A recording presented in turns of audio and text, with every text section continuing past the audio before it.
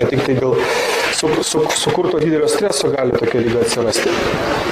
Tai va, tai turiu su tokį dalyką, tai buvo su prokuroru, kur negaliu susikalbėti, nes, pavyzdžiui, man inkriminuoti nusikaltimai kaip daužymai delnais į galvą, tai aš tai, taip, supratau, taip.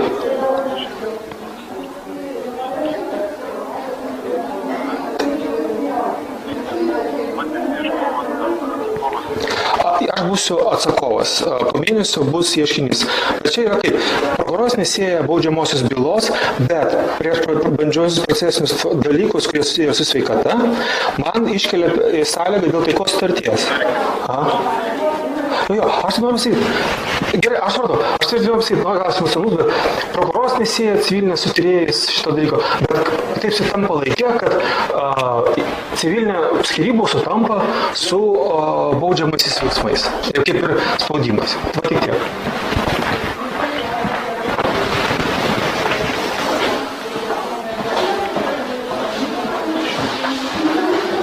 Taip.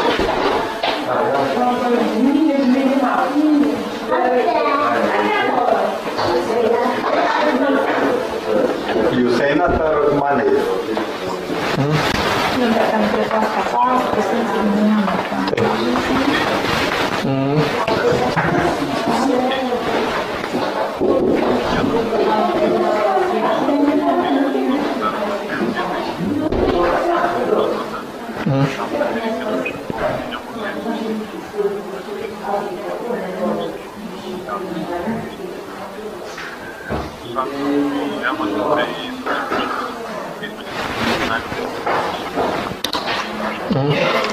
O sakykim,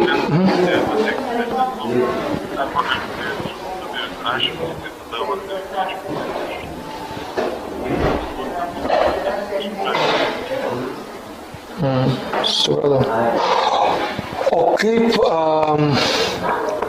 brangu, aš turiu omeny, kad 100% finansavimo valstybės. Advokatai daugiau tokie formaliai prakonsultuoja, pasakyt, padaryk tą, aš pas viską darau. Aš supratau, aš supratau, bet, jo, supratau. O dabar tik tai vienas tos, aš iš vis radau internete, pavyzdžiui, pranešimą Lietuvos ryte. Nuržūgai teigia, bet koks nestiprus smūgis ar nestiprus smūgis į galvą turi būti pasekmės. O kaip aš negaliu nutraukti tokią bylą, kaip prokuroras atsisako iš vis žiūrėti tos faktus, jis vykdo procesą suplanuotą.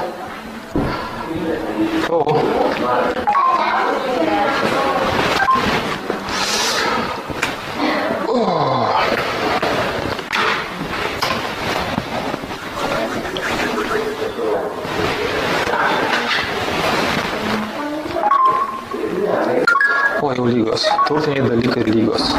Asmenės problemos prirašant vistukus ir lygos.